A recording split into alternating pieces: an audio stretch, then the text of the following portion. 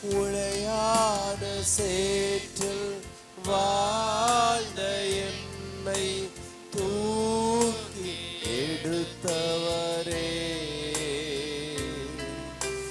உளையான சேற்றில் வாழ்ந்த என்னை தூக்கி